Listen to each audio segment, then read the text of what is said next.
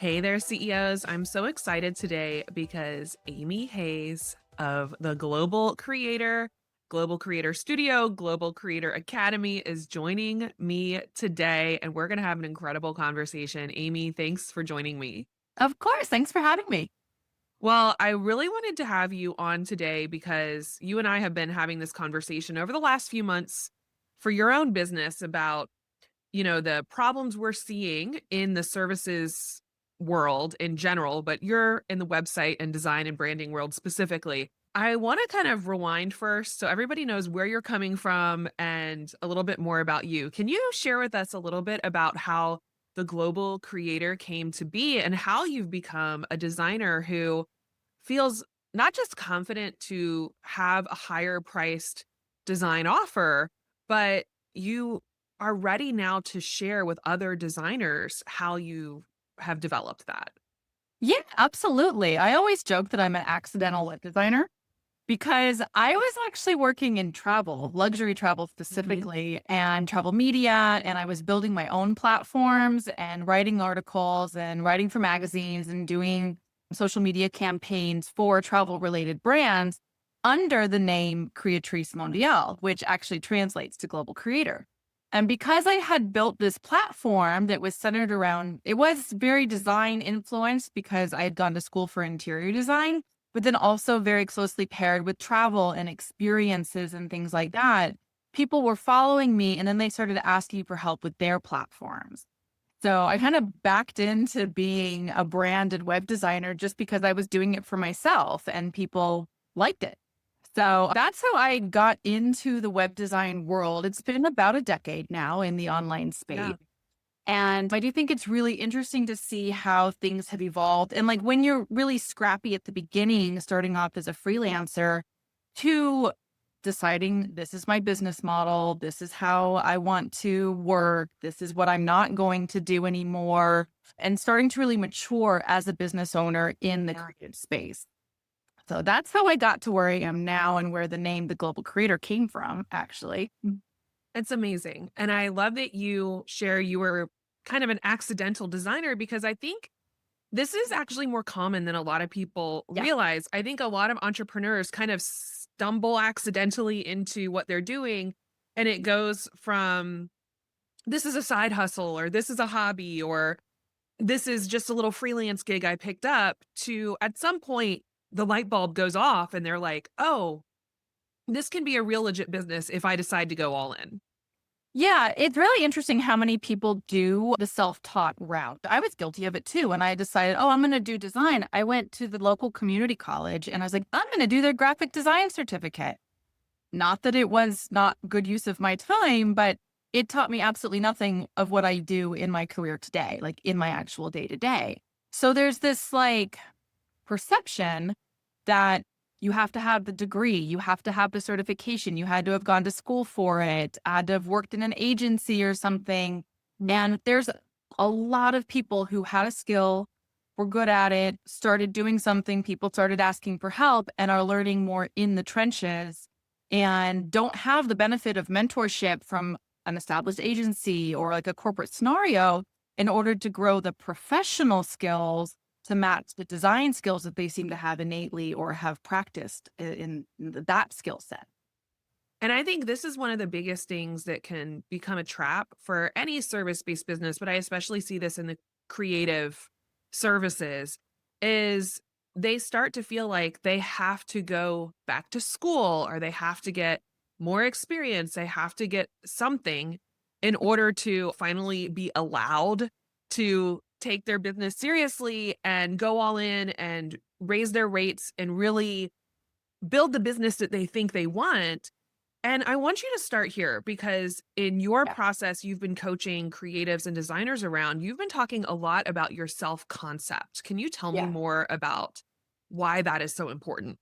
Yeah, because I see this a lot in different designer communities, but like let's say they're having a slow period or they're trying to figure out how to differentiate from AI or oh, is web design dead or whatever. And it's really interesting to see how much focus is placed on the design skills themselves. And, okay, learn this, master this tool that'll differentiate you. But what I see is people accumulating more, like they already have marketable, sellable talents and skills. Like, and if they just continue to collect, certifications or tools or whatever that they're good at, they're never learning the actual marketing and sales tool to make that a business because that requires them to step out from behind the screen. They can't be back there pushing pixels and like making things look pretty and have that do the heavy lifting for them. They have to evolve as whether they want to call themselves a freelancer, small business owner, whatever. They have to continue to mature as the business owner to build relationships, show up with authority. And authority does not mean aggressiveness or defensiveness. No. It means showing up as a partner who collaborates with their clients, referral partners, whatever it may be, but essentially growing up as a business owner and then knowing how they can market and sell the skills they already have. And if they decide they want to add on to those skills, great. But gathering more skills isn't going to fix the client pipeline and the workflow issues. So, Exactly. yeah. I just saw on Instagram, I was scrolling as you do, and somebody posted a really great analogy for this, that they were a photography coach and they had this person who insisted all he needed was to go out and buy like the top of the line, most expensive camera, and then he would get the high end clients. And I think that's a very tangible kind of analogy here where I think we're focusing on the wrong thing being what drives prices because Yeah. there's plenty of amazing designers out there and amazing Oh, photographers out there and amazing copywriters out there, amazing creative people who they don't have the best computer or the most expensive software or XYZ. They don't have all of those things, but they're charging premium prices. And so mhm. I think somewhere the messaging gets confusing to people. They think they need all of this fancy stuff in order to go out there and Yeah. finally command a high rate. And there's just so much more. And I love that you said, yes, it starts with that self concept. It starts with you taking yourself Yeah. seriously. It's the identity, right? It's like, I am a professional. I bring this value to the table, and I know this value is going to help you do X, Y, and Z. Even the fancy like CRM or project management software doesn't give you the confidence to show Yeah. up in the client relationship that way. So it's much more of an embodying of energy of being the partner, Yeah. not the creative gun for hire, as I say, like taking orders and just turning out deliverables, but Yeah. how to show up as that I'm your strategic partner. I'm going to help you get this way. And one of my favorite ways of positioning is like, and you don't have to think about much. Like we can do the fun parts together and all the messy parts you give to me and I organize them for you. Clients love that. And that's worth way more. I mean, I know I have a portfolio online, but I swear the number of clients that ask me for my website or ask me like, can you send, they don't even ask me for examples of my work because it's all referrals, but like a lot of creatives think that enhancing their portfolio, like if they just focus on their portfolio or they just focus on Yeah. the fancy camera or whatever it may be, like that's going to be what makes them look legit. But that is the outside solution, not the inside solution. Correct. So, And yeah. again, this translates into so many other businesses because I've seen this so often with women entrepreneurs in general, where they feel like until they have the perfectly updated website and the brand new photo shoot, and it all becomes like excuses for why they can't go out there and build those real relationships. Like, I Mhm. can't start marketing myself. I can't start meeting potential clients or meeting referral partners until Right. everything looks a certain way or everything feels perfect. And I think Amy and I are here to tell everyone it doesn't have to be perfect, y'all. Stop Yeah. creating more work that's not necessary and let's Yeah. shift your focus a little bit into the things that actually drive results and will actually get you those higher end clients. Yeah. I mean, high-end clients, you're solving high-end problems. And so much of that, and this is why too, like with tools like AI, like they're fantastic. They make workflows more efficient, but humans are confused by nature, especially when it's their own stuff. So like being able to come in and be that partner, being the brain that they can bounce ideas off of, being able to organize the stuff for them. And not that, okay, you can ask ChatGPT to spit you out a business model and things like that, but humans like to change our mind. Because as soon as we get past the like, okay, we set up our website, we set up our funnels. Now you actually have to go talk to other humans and do that relationship building part and the marketing part. Well, it's far more easier just to go back and tweak our thing. Or, well, what if I build this training? Or what if I, like, there's a million things that a squirrel brain will want to go do that keeps us hiding, really. There are excuses to not go out there and pursue the shortest path to the result that we're trying to create. Well, and this is where I want to go next is talking about relationships because I think a lot of small business owners get caught up in the laundry list of I should do these things in order to find clients. And it actually, in my opinion, starts to create more unnecessary work, but also more distance that's Mhm. between people. And you're a perfect example of this. You shared with me when you were working on your 90-day plans inside of the collective, your goal was going to attend events, talking to a certain number of people. And so often people want to come to me and have like a list of, oh, I'm going to create all this content. They overcomplicate it. They make it Hmm. less about building relationships and more about creating a bunch of new stuff. So I want you to share your experience because you're a decade into this business and Mhm. it's built on relationships. And I think this is 100%. a commonality between a lot of service-based business owners who have real longevity is that it is built based on relationships. Yeah, that's the irony that I find is that there's always this pressure to kind of gatekeep ourselves, like as the business owner, as the creative. Like we want to put these, places like so that we're qualifying people before they gain access to us. And I kind of find it ironic because you spend all this time either creating Yeah. content or showcasing your portfolio or da da da da. That takes a ton of time and energy so that you can protect your time and energy by not actually talking to people. And I've done the exact opposite. Like I do have, I show up on Instagram for the coaching, but my studio Instagram, I don't even know. I think I have a Facebook page. I'm not even sure. The Instagram is just a static grid. And then when Instagram changed the dimensions, like it's so wonky, but you know what? I don't get my clients from there. I spend Yeah. zero time on social media for any of my web design related things. It's all spent like I would rather make myself more available for a high touch relationship because that gives me one, it's way more fun. Two, like it gets you out of the isolation of constantly being alone behind your Yeah.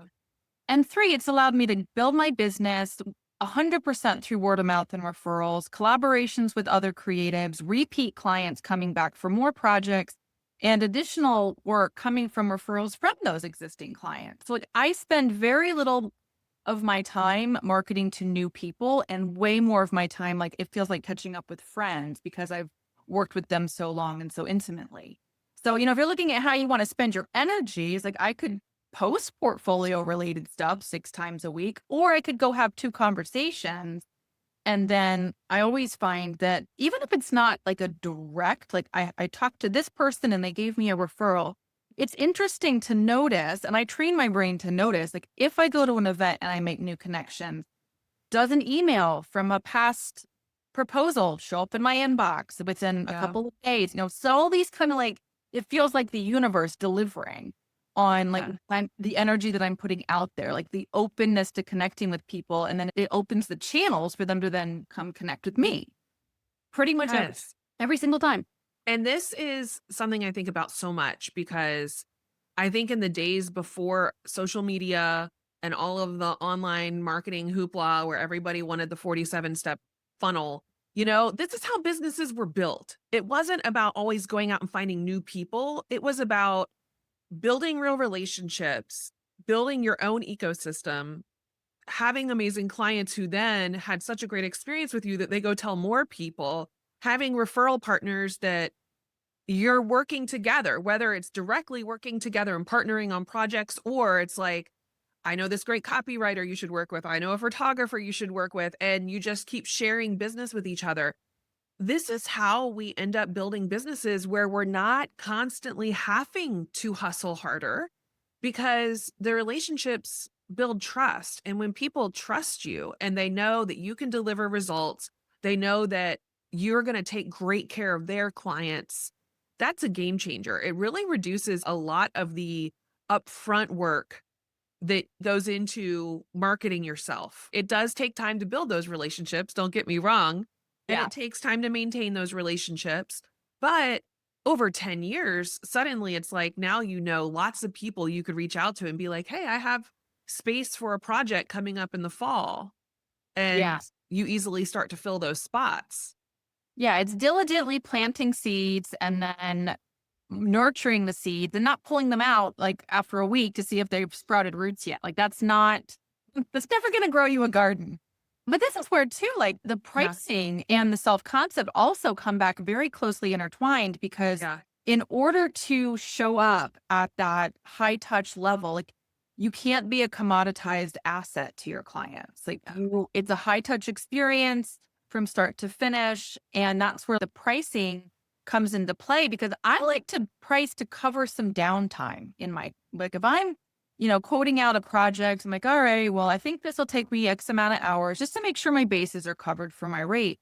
But I know that if I build in Yeah. margin in my space, then anytime I am showing up to a client project, I can produce much higher quality work with less time. And so they're getting better results because I've protected some space for me to even if I'm just like trying to brainstorm creative solutions or something, like I cannot give my best to my Yeah. clients if I'm booked back to back to back, working nights and weekends and trying to churn out 10-hour days or, whatever. So I bake that into how the value Yeah.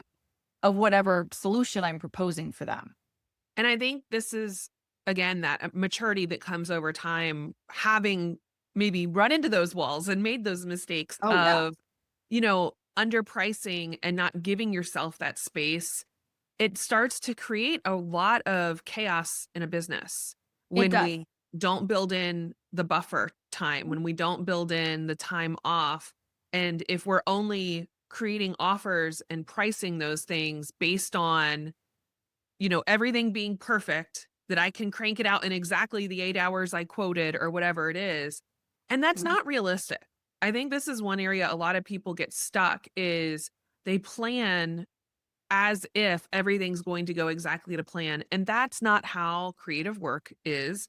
That's certainly not how clients are. They're going to run into challenges or ask for more things. Like, it's a relationship you have to now navigate and manage, and as a small business owner, especially a service-based business, you really have to be able to set clear boundaries and be able to show up in your leadership the whole duration of these agreements. Can you talk a little bit about that? Because this tends to be another big roadblock I see, especially creatives and service-based businesses run up against is the boundaries and the client management. Yeah, absolutely. And I think that there's a lot of pressure to like, just price high. And the higher you price, the more the client will value your work and the more smoothly the project will go. And while that's true to some degree, like I'm never looking at trying to manipulate my clients through my pricing or my processes. Like I know that I cannot, but the only thing that is 100% true 100% of the time is that you cannot control clients. You can't control people. Exactly. So stop fighting that. Like it's creating more friction and more headache and more annoyance when you try to fight this universal truth that applies to every single business, every single human, every single relationship in the entire world. If you kind of set that aside and you can't fix it by Yeah. controlling clients, like how can I show up in this engagement in such a way that one, the relationship is the most important thing? Like, how can I show up? And that doesn't mean that I allow, scope creep and, time. And sometimes timelines go way over, but anytime I'm faced with enforcing or setting a boundary, I'm always asking, how can I do this in a way that's beneficial to the relationship? Yeah. Because clients, they are like, especially in creative fields and in, any service driven, like expert led field, your clients expect them to be like toddlers. They don't know your field. That's why they hired you. It's oftentimes their first rodeo. They don't know the rules. They don't know how it works. It's your Exactly. job to guide them. And that's a give and take process. That's not setting a boundary and then getting annoyed with them because X, Y, and Z. So Yeah. in a premium offer, one of the main benefits of how I position my offers is I try to give my clients as little homework as possible. Yeah. Chances are, if I send them a questionnaire, they're going to be late getting it back to me. It's going to be like 2 sentence answers, and I'm still not going to have the information I need. We do Zoom calls, we do Loom videos, we do things that are higher touch, but it actually saves time because I'm getting what I need You have a richer conversation. Sometimes new ideas spur up, bubble up in those conversations. I learned this from my journalism days when I would do profile pieces. Like you never know which way the conversation was going to go. And you could Yeah. accidentally stumble on some gold. Like, oh, we need to incorporate this. And I like to have that flexibility. This is why those margins in project proposals, I want to have those flexibilities, those margins built into the package. That's not scope creep. Like if we're like, okay, well, actually it works out much better if we organize it this way. Like that is included in my like strategy phase. Like, okay, here's what we're doing. Like, I know like it's going to be a 5-page website or it's going to be this, but I like to have room for some back and forth and some collaboration and not have really strict itemized deliverables in certain cases so that I have room for that collaboration and the relationship to feel more connected. Because, and yes, Yes. sometimes projects bump up against like, well, I estimated this many hours and we took up all those hours. So it's a little less profitable. But those clients come back for more projects. They send more referrals that like we have a strong relationship and I've saved all that time marketing. So I'm looking more at like how profitable was this project? I don't care if it was a $300 project, if it only took me 30 minutes. Like sometimes like when you're talking about the premium, they want high price because they think that's going to make them more money. But you got to look at like what the margins are, what energy it's taking, what it's saving you in marketing or whatever it may be. Like, is the project mutually beneficial? And then I consider that a good project and a good client. And so what I'm hearing from you is there's a lot of nuance to this high end services conversation. Hmm. And this is where I think a lot of people are kind of missing the mark on this because you can't price high end without really taking into account that high end means high touch, Yeah. period. And I'm seeing so many people who want to say charge high end prices, but then their focus is so transactional. Yeah. And they're like, you do this exact workflow for every single person. And they just start churning things out. And I'm like, you're missing the point. People don't want the transactional relationship if they're coming to you for a high end service.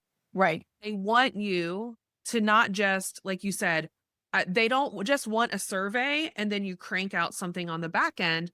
They want someone who's going to take the time to actually dig a little deeper into really understanding what their needs are. Because often when clients come to you, especially as an expert, especially as a service based business, like you said, they don't know what they don't know. So if they're Mhm. just filling out that initial intake survey and you're building it based on that, they didn't know to dig deeper. They didn't know that you could really help them showcase their business or showcase their brand at this next level if all you got was 2 sentences in a response. And when you have the time built in, when you're building that real relationship, that's where the value really is. You're gonna get somewhere that you couldn't get in a super transactional process. And I think Yeah. that's what the high-end conversation has really been missing out. It's been about, well, let's charge high prices, but then still be super transactional. Yeah. It's like automate this, that. And, some Yeah. people, they function really well when they have their ClickUp workflows and they like to do, that sort of, that's, Sure. that's an internal system and process. Like, I also don't expect my clients to learn tech because that's where they're coming to Yeah. me because they're not. Exactly. So, it's really like looking at the high end services, like the number one priority really is the high end relationship. And people think that, or there's a perception that if you make yourself really available for your clients, they'll be calling and emailing you all day long. And I have never found that to be the case with the projects that I've approached in Yeah. this manner. That happens when I've been more in like, well, I better land this project and I've got to price it as a favor. There's a lot of No, subconscious can't do pricing as that. a favor. Those ones come back to bite me, and I can 100% trace it to how I was showing up from the discovery call proposal. And if I was hustling a bit to land the project, I will have a hustling experience with the project.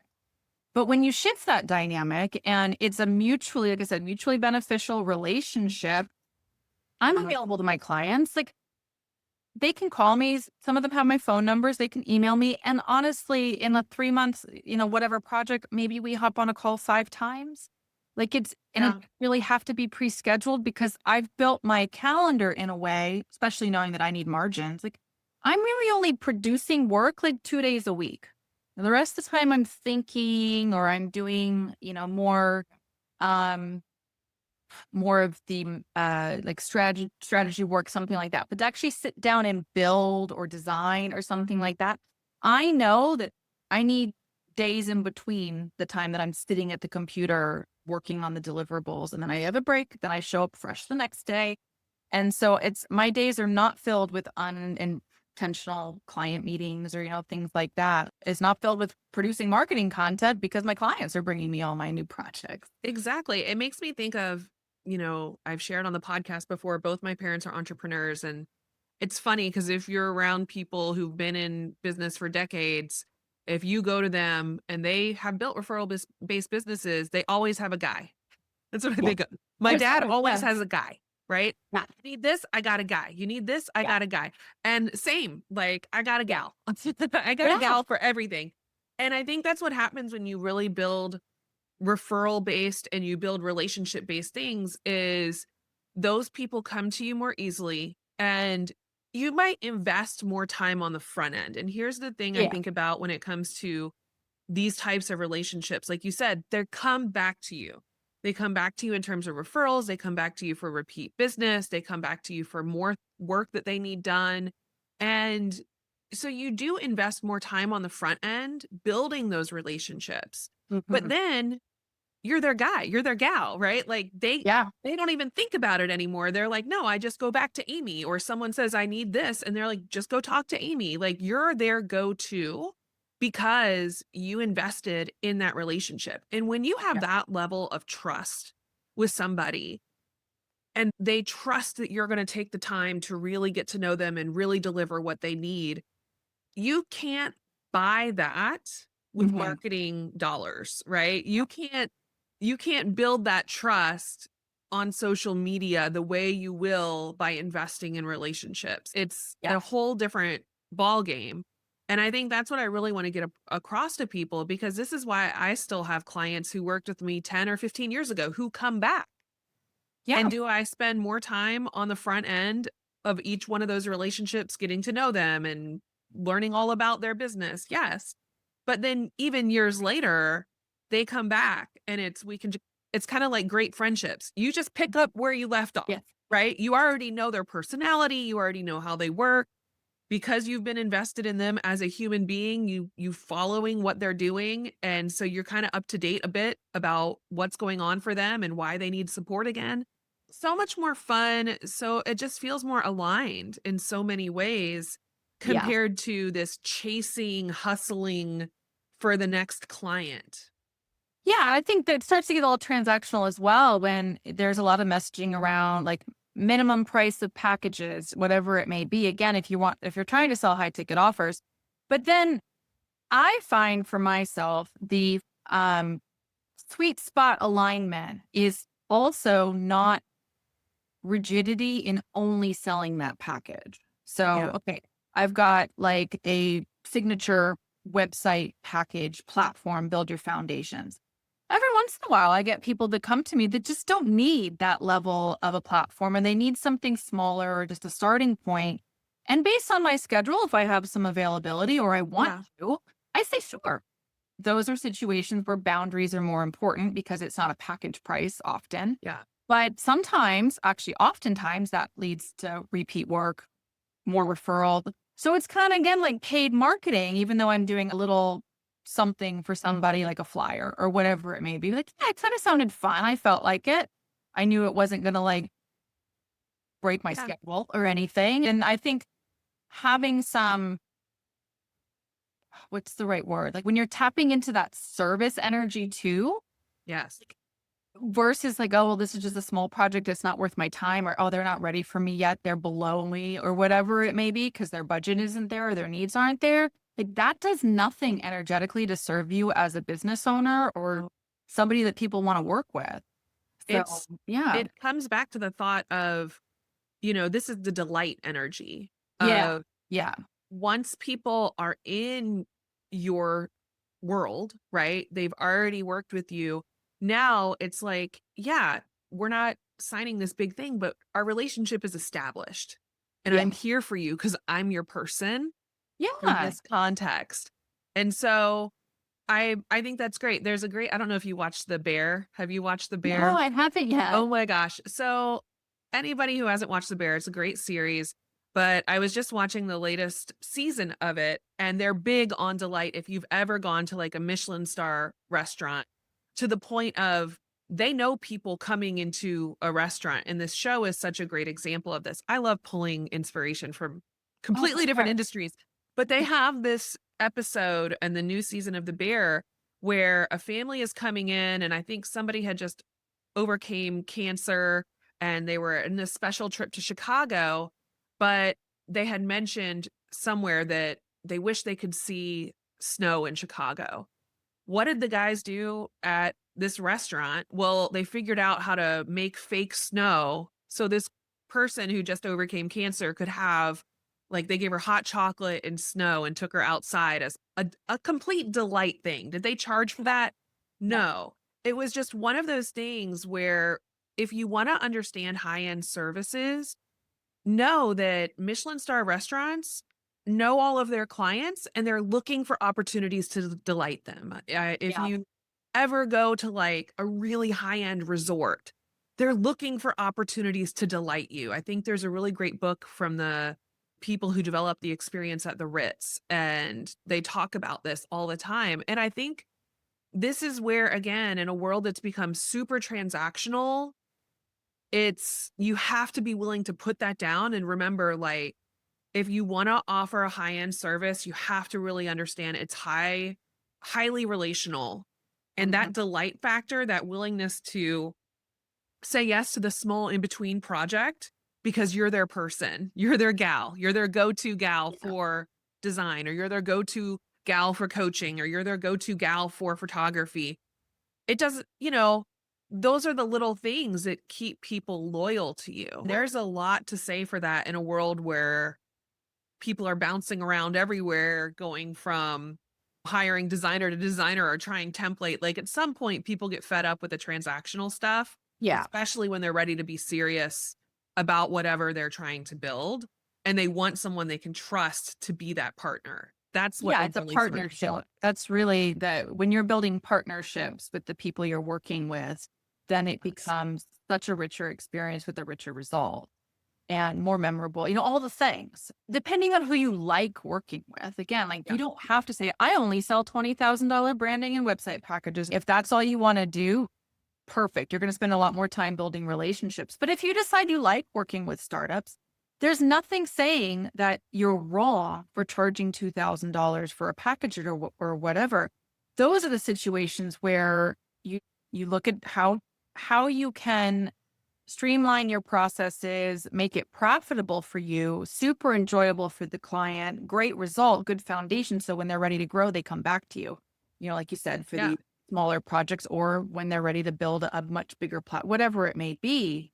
But there's pressure to like not price yourself low because you're undervaluing your work. But if you can get things to a level where maybe it's a $2,000 website, but you're doing the package in 4 hours and like Yeah. 2 hours of client meetings, that's a highly profitable project. I'm not mad about selling those. So, Yeah. I mean, it's yeah, all this is where the context and nuance is just so context and important. nuance. And Exactly. And you can still yep. build a really engaged relationship with a client that does not have the budget for a 5-figure package and still have it be a really rewarding experience for both of you. So, yeah, you don't have to, if you choose that you want to work with more beginning businesses or people with smaller, but whatever it may be, that doesn't mean that you're doing it wrong or you're playing small or whatever. It just means you're going to be working more on your boundaries. You are going to be streamlining things, but Yep. you still do it in a way that's profitable and sustainable and fun. And I think that's the key. It's all about that intentionality Mhm. going into it. If you're constantly winging it, especially as a creative, and you're letting those potential clients kind of dictate the terms of what you do and how you do it and the price point you have, someone else is running your business and they're not even the expert in what it is that you do. So Yeah. that's how we end up in those pickles where the projects aren't profitable or the boundaries have been, walked all over.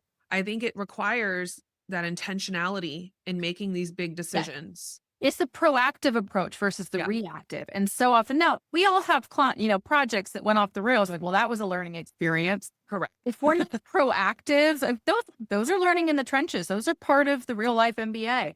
But if you're not proactively then Yeah, updating, really, I find it all comes down to communication, like letting people know, not being afraid, or like you're going to irritate the client or they're going to go with somebody else if you say, all right, we can do this, but these are the deadlines, if it go, whatever it ends up yeah, being to make that project profitable for you, a good experience, whatever it may be, then like there's a self concept that needs to be developed in order to uphold that and enforce it and be proactive versus the reactive. Like, oh God, the client's late, or oh God, I'm late on it, whatever it may be. Like a lot of us, because we're so busy in the trenches, yeah. in the weeds, doing our service that we've sold, default mode is reactive rather than this Yes. proactive intentionality.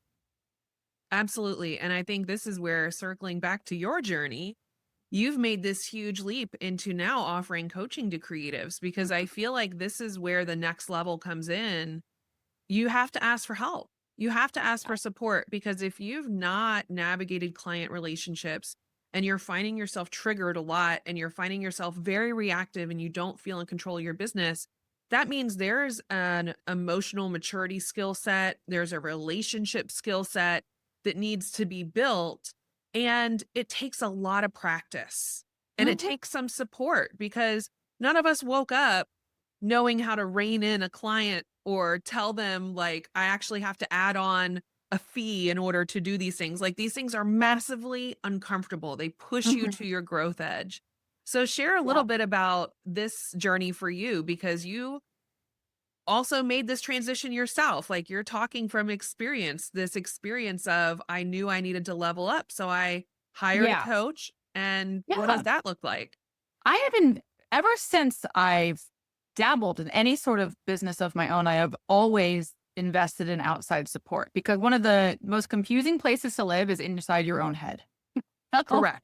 And when you're Yes. behind like the screen and you're just doing this, like it's very easy for things to get blown out of proportion or to feel like this is happening to you, or there's nothing like, oh, Yeah. I have to blow up my whole business because it's controlling me and I resent all the work and all my clients are running all over me, whatever it may be. So getting the outside support of people who have also experienced this, who can have compassion, but then also come at it from a neutral stance, identifying points where actually you do have more control than you are telling yourself you do. Not in controlling the clients, but in how you show up. It's like nobody's going to be late on a deadline to Oprah. If she tells you she needs your bio, whatever, by Thursday, like you're getting it to her. So it's like, but then, we're constantly chasing down content or, whatever from our clients. It's like, where can we show up in such a way that it subconsciously influences how our clients are showing up to the relationship.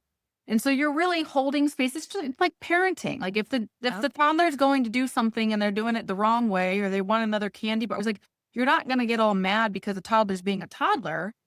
You're going to calmly parent, show up in the situation, influence through not only your words and actions, but the energy behind them. And it's the same concept, really. I grew up working with animals, so it's more training animals who can't talk back. But you can get so much more influence when you're paying attention to all those intangibles. And it's so much more about like how you're showing up than like what you're actually saying or what's in the email or whatnot. But learning how to handle those, having like getting into rooms where there's examples of other people who had more business maturity is like, how are they handling things? What are their practices? Things like that, like just getting exposed. It also allows you to gain access to examples of like, yes, it is possible to build what I want to build because so and so did it. And I'm learning from their example. So I think getting yourself in the right rooms where it's going to propel you forward, especially like if you've been self-taught or you've been freelance. Like for me, coming from freelance for basically my whole career and not having the benefit of built-in mentorship, you have to actively seek it on your own. Yes. It's also really fun because you get to choose the sources. So Exactly. yeah. Well, you have been with us inside of the collective, the CEO collective now for, I think almost 2 years coming Yeah. up in a few Yeah. months here. I'd love if you would take a moment and share a little bit about your experience because I remember you came first to one of our CEO retreats, Yes. then you jumped right in and we were so excited to have you. What has the last 2 years been like for you inside of the collective and what Yeah. results or shifts have you seen?